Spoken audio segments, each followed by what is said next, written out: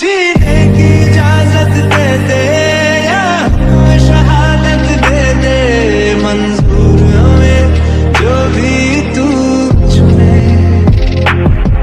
रेशम का हो मधुशाला या कफन सिपाही वाला, ओढ़ेंगे हम जो भी तू चुने।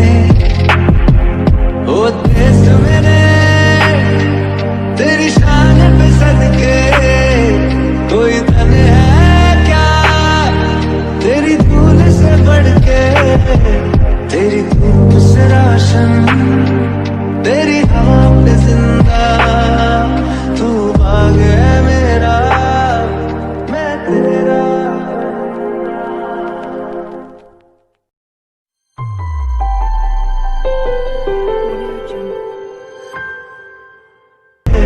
तेरी धूप से राशन तेरी हवा पे जिंदा, तू बाग है मेरा मैं तेरा।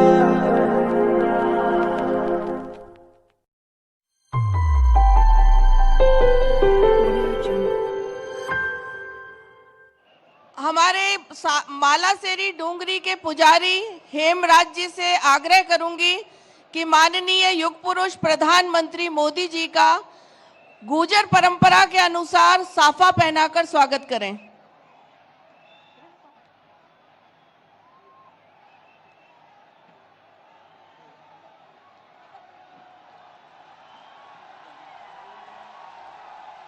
करतल ध्वनि से स्वागत करिए।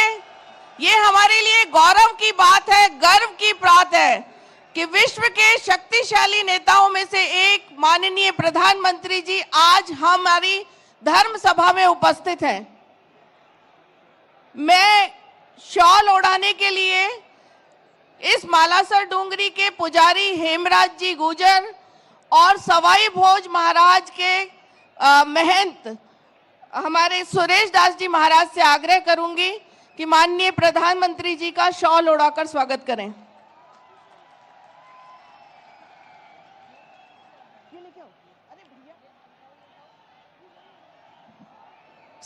मालासेरी डूंगरी के महंत हेमराज जी महाराज से आग्रह है कि देव महाराज के जन्म की प्रतिकृति, देव महाराज कमल के फूल पर अवतरित हुए थे, वो प्रतिकृति माननीय प्रधानमंत्री जी को भेंट करें।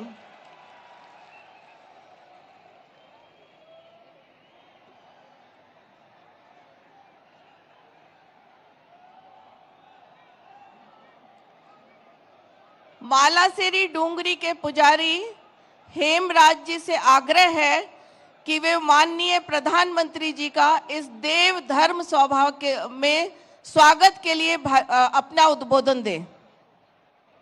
मालासेरी डूंगरी की जय, साधु माता की जय, स्वाई भोज महाराज की जय, श्री देवनारायण भगवान की जय।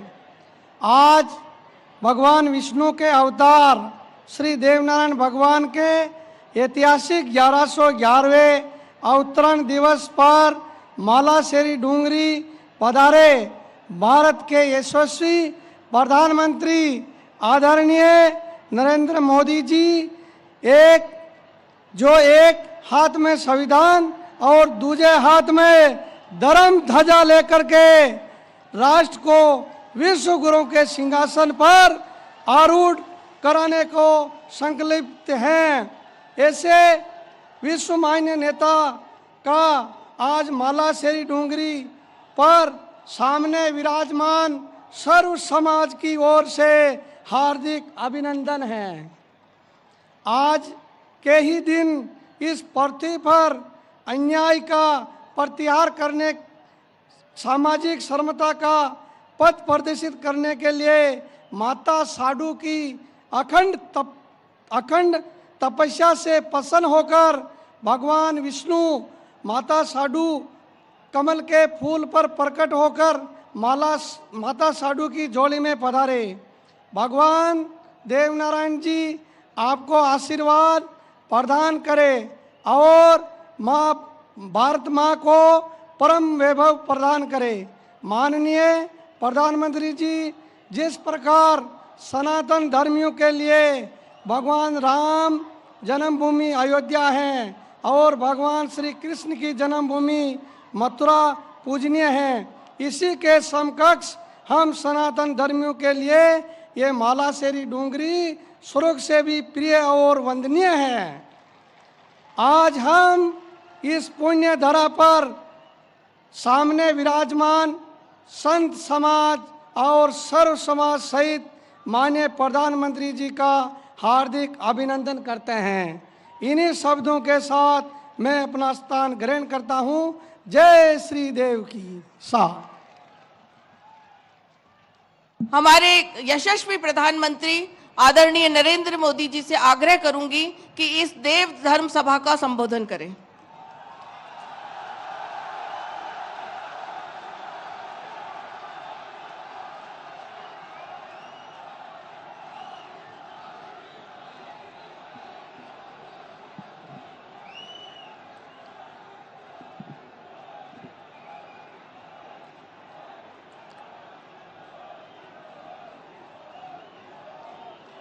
मालासेरी डूंगरी की साधु माता की सवाई भोज महाराज की देवनारायण भगवान की साधु माता गुर्जरी की ई तपोभूमि महादानी बगड़ावत सुरवीरारी कर्मभूमि और देवनारायण भगवान री जन्मभूमि मालासेरी डूंगरी ने मारो प्रणाम।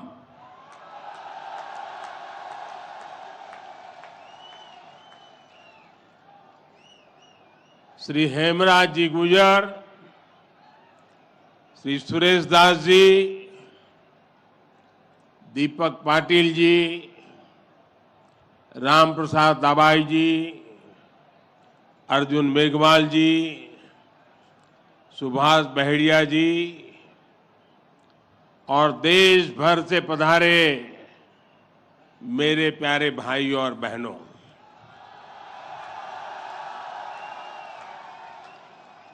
आज इस पावन अवसर पर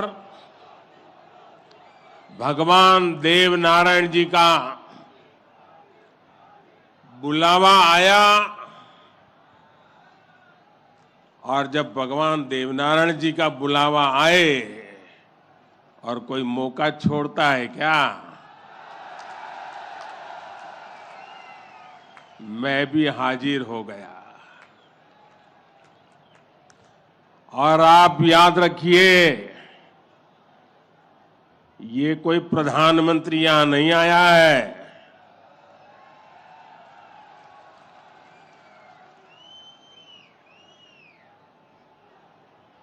मैं पूरे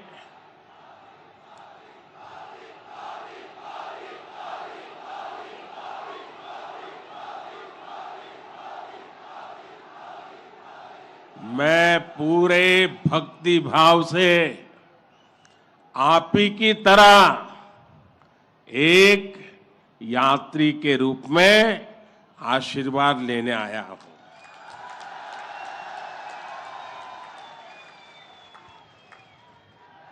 अभी मुझे यज्ञशाला में पूर्णाहुति देने का भी सौभाग्य मिला। मेरे लिए ये भी सौभाग्य का विषय है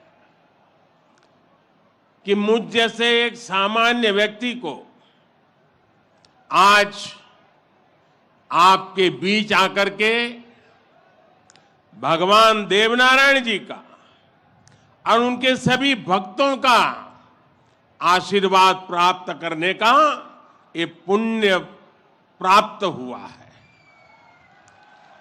भगवान देवनारायण और जनता जनार्दन दोनों के दर्शन करके मैं आज धन्य हो गया हूं।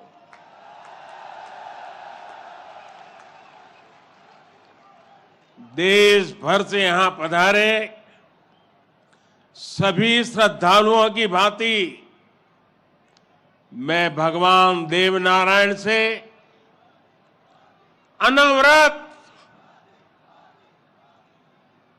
राष्ट्र सेवा के लिए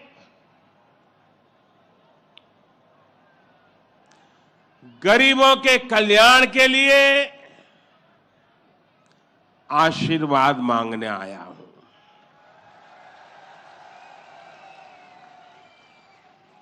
साथियों, ये भगवान देवनारायण का 1111वां अवतरण दिवस है। सप्ताह भर से यहां इससे जुड़े समारोह चल रहे हैं। जितना बड़ा ये अवसर है, उतनी ही भव्यता, उतनी दिव्यता, उतनी ही बड़ी भागीदारी गुर्जर समाज ने सुनिश्चित की है। इसके लिए मैं आप सभी को बधाई देता हूं। समाज के प्रत्येक व्यक्ति के प्रयास की सराहना करता हूं। भाइयों और बहनों, भारत के हम लोग हजारों वर्षों पुराने अपने इतिहास, अपनी सभ्यता, अपनी संस्कृति पर गर्व करते हैं। दुनिया की अनेक सभ्यताएं समय के साथ समाप्त हो गई। परिवर्तनों के साथ खुद को ढाल नहीं पाई।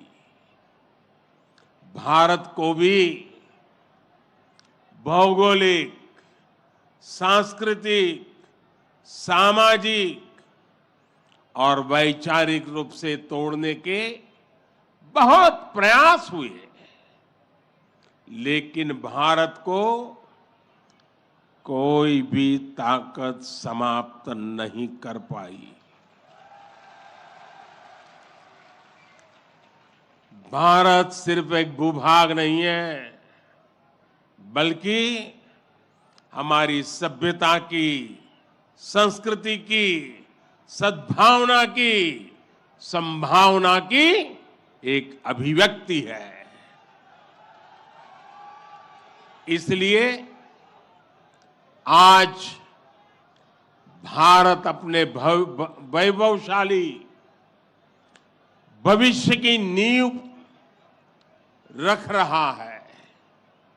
और जानते हैं, इसके पीछे सबसे बड़ी प्रेरणा, सबसे बड़ी शक्ति क्या है? किसकी शक्ति से, किसके आशीर्वाद से? भारत अटल है, अजर है, अमर है। मेरे प्यारे भाइयों और बहनों, ये शक्ति हमारे समाज की शक्ति है। देश के कोटि कोटि जनों की शक्ति है। भारत की हजारों वर्षों की यात्रा में समाज शक्ति की बहुत बड़ी भूमिका रही है। हमारा ये सौभाग्य रहा है कि हर महत्वपूर्ण काल में हमारे समाज के भीतर से ही एक ऐसी ऊर्जा निकलती है जिसका प्रकाश सबको दिशा दिखाता है, सबका कल्याण करता है। भगवान देवनारायण भी ऐसे ही ऊर्जा पुंज थे, अवतार थे, जिन्होंने अत्याचारियों से हमारे जीवन और हमारी संस्कृति की रक्षा की। देह रूप में मात्र 31 वर्ष की आयु बिताकर जनमानस में अमर हो जाना सर्वसिद्ध अवतार के लिए ही संभव है। उन्होंने समाज में फैली बुराइयों को दूर करने का साहस किया, समाज को एकजुट किया, समरसता के भाव को फैलाया। भगवान देवनारायण ने समाज के विभिन्न वर्गों को साथ जोड़कर आदर्श व्यवस्था कायम करने की दिशा में काम किया। यही कारण है कि भगवान देवनारायण के प्रति समाज के हर वर्ग में श्रद्धा है, आस्था है। इसलिए भगवान देवनारायण आज भी लोक जीवन में परिवार के मुखिया की तरह हैं। उनके साथ परिवार का सुख दुख बांटा जाता है। भाइयों और बहनों, भगवान देवनारायण ने हमेशा सेवा और जन कल्याण को सर्वोच्चता दी। यही सीख, यही प्रेरणा लेकर हर श्रद्धालु यहां से जाता है। जिस परिवार से वे आते थे, वहां उनके लिए कोई कमी नहीं थी, लेकिन सुख सुविधा के बजाय उन्होंने सेवा और जन कल्याण का कठिन मार्ग चुना। अपनी ऊर्जा का उपयोग भी उन्होंने प्राणी मात्र के कल्याण के लिए किया। भाइयों और बहनों, भला जी भला, देव भला।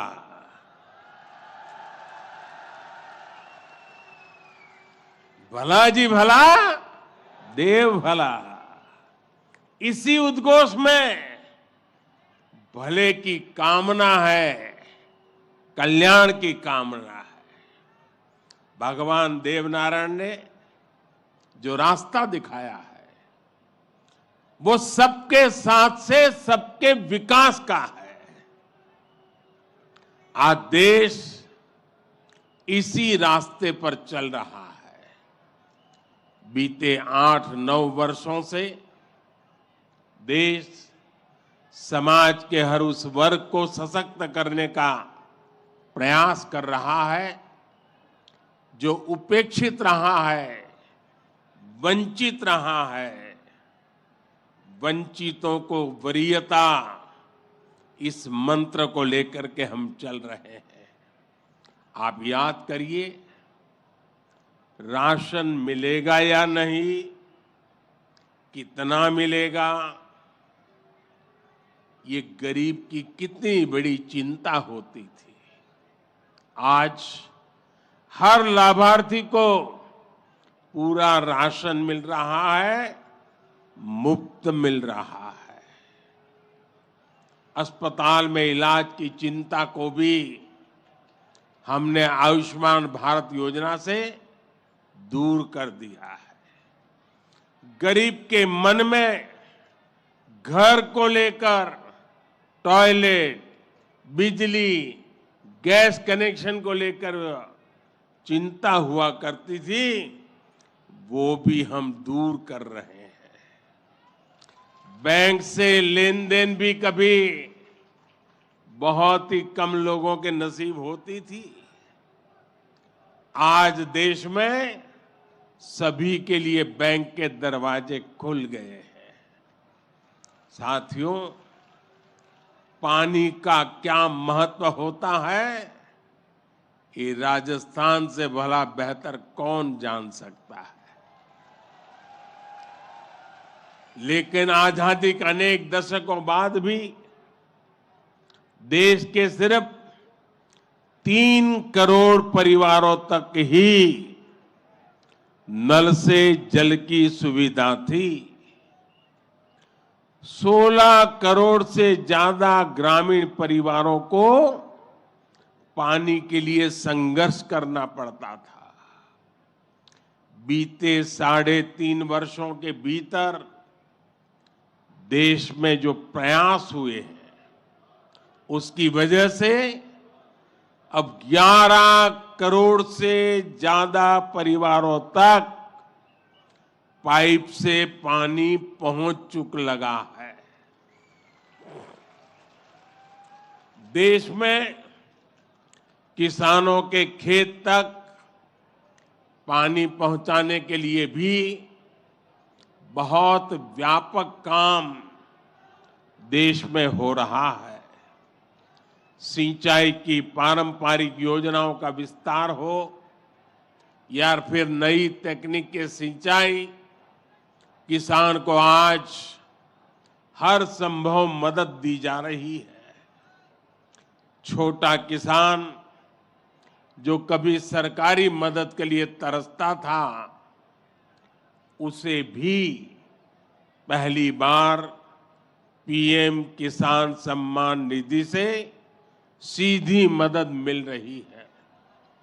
यहां राजस्थान में भी किसानों को पीएम किसान सम्मान निधि के तहत 15,000 करोड़ रुपए से अधिक सीधे उनके बैंक खातों में भेजे गए हैं। साथियों, भगवान देवनारायण ने गौ सेवा को समाज सेवा का, समाज के सशक्तिकरण का माध्यम बनाया था। बीते कुछ वर्षों से देश में भी गौ सेवा का ये भाव निरंतर सशक्त हो रहा है। हमारे यहाँ पशुओं में खुर और मुंह की बीमारियां, खुरपका और मुंहपका कितनी बड़ी समस्या थी, ये आप अच्छी तरह जानते हैं। इससे हमारी गायों को, हमारे पशुधन को मुक्ति मिले, इसलिए देश में करोड़ों पशुओं के मुफ्त टीकाकरण का बहुत बड़ा अभियान चल रहा है। देश में पहली बार गौ कल्याण के लिए राष्ट्रीय कामधेनु आयोग बनाया गया है।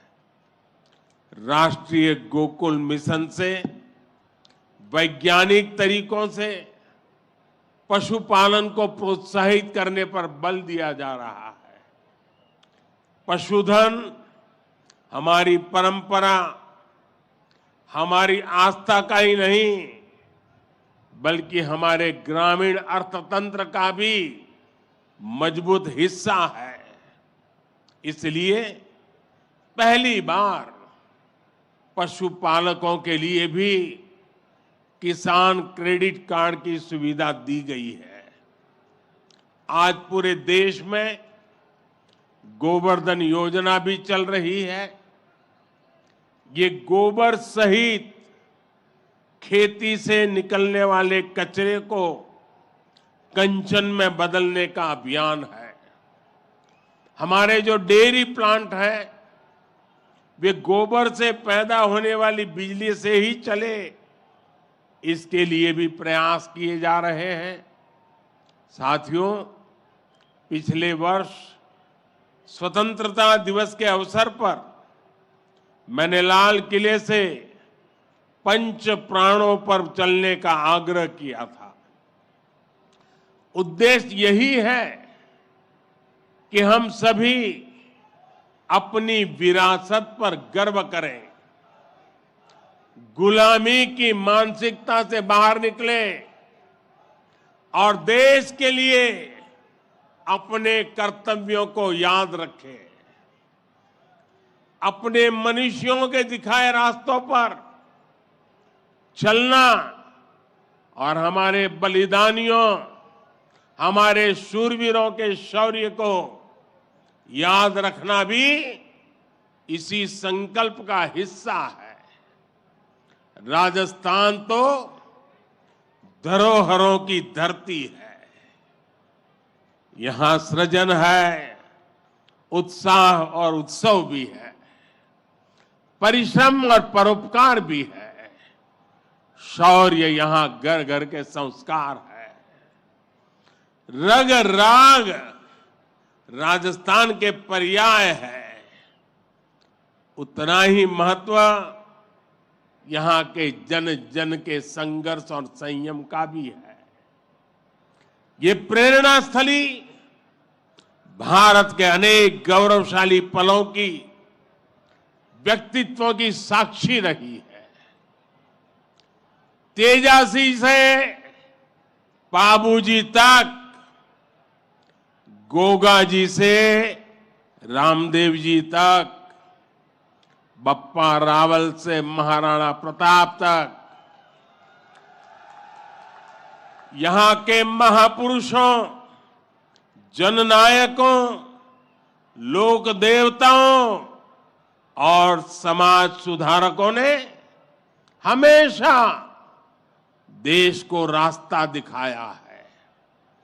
इतिहास का शायद ही कोई कालखंड है जिसमें इस मिट्टी ने राष्ट्र के लिए प्रेरणा न दी हो। इसमें भी गुर्जर समाज शौर्य, पराक्रम और देशभक्ति का पर्याय रहा है। राष्ट्र रक्षा हो या फिर संस्कृति की रक्षा, गुर्जर समाज ने हर कालखंड में प्रहरी की भूमिका निभाई है।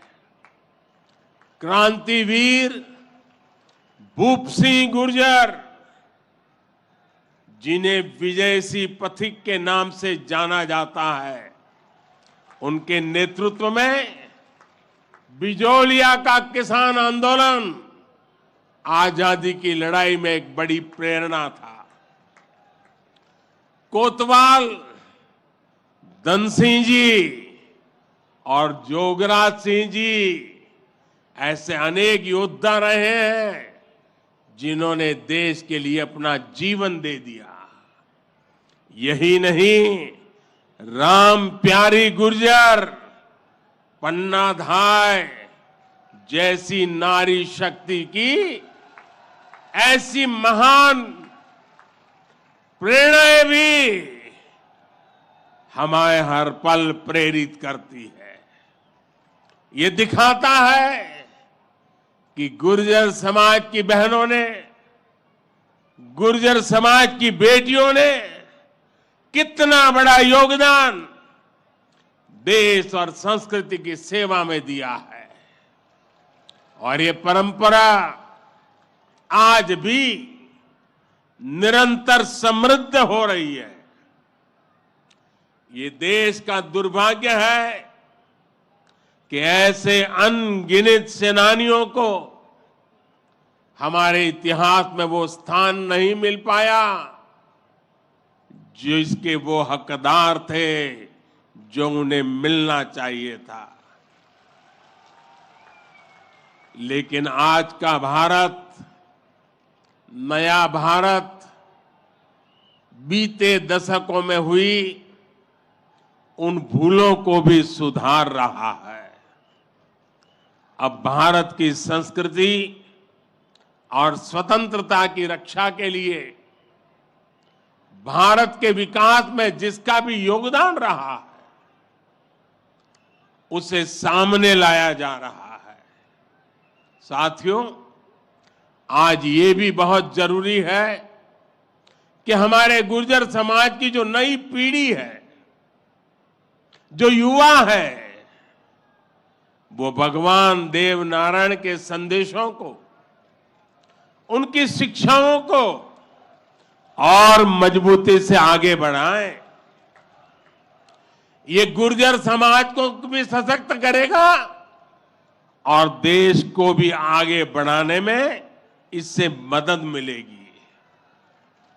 साथियों, 21वीं सदी का ये कालखंड भारत के विकास के लिए, राजस्थान के विकास के लिए बहुत अहम है। हमें एकजुट होकर देश के विकास के लिए काम करना है। आज पूरी दुनिया भारत की ओर बहुत उम्मीदों से देख रही है। भारत ने जिस तरह पूरी दुनिया को अपना सामर्थ्य दिखाया है, अपना दमखम दिखाया है, उसने शूरवीरों की इस धरती का भी गौरव बढ़ाया है। आज भारत दुनिया के हर बड़े मंच पर अपनी बात डंके की चोट पर कहता है। आज भारत दूसरे देशों पर अपनी निर्भरता कम कर रहा है। इसलिए ऐसी हर बात जो हम देशवासियों की एकता के खिलाफ है, उससे हमें दूर रहना है। हमें अपने संकल्पों को सिद्ध कर दुनिया की उम्मीदों पर खरा उतरना है। मुझे पूरा विश्वास है कि भगवान देव नारायण जी के आशीर्वाद से हम सब जरूर सफल होंगे। हम कड़ा परिश्रम करेंगे, सब मिलकर के करेंगे। सबके प्रयास से सिद्धि प्राप्त होके रहेगी। और ये भी देखिए कैसा संयोग है, भगवान देवनारायण जी का 1111वां अवतरण वर्ष। उसी समय भारत की G20 की अध्यक्षता, और उसमें भी भगवान देवनारायण का अवतरण कमल पर हुआ था।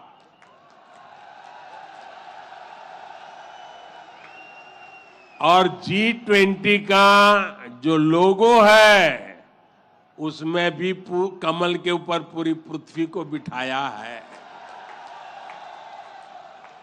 ये भी बड़ा संयोग है। और हम तो वो लोग हैं जो पैदाइशी कमल के साथ हुई है।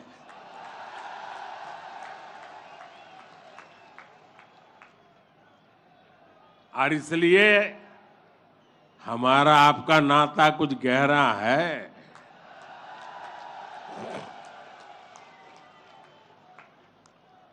लेकिन मैं पूज्य संतों को प्रणाम करता हूं। इतनी बड़ी तादाद में यहां आशीर्वाद देने आए हैं। मैं समाज का भी हृदय से आभार व्यक्त करता हूं कि एक भक्त के रूप में मुझे आज यहां बुलाया, भक्ति भाव से बुलाया। ये सरकारी कार्यक्रम नहीं है, पूरी तरह समाज की शक्ति, समाज की भक्ति, उसी ने मुझे प्रेरित किया और मैं आपके बीच पहुंच गया।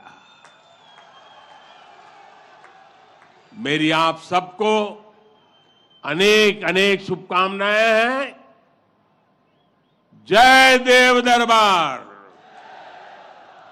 जय देव दरबार, जय देव दरबार।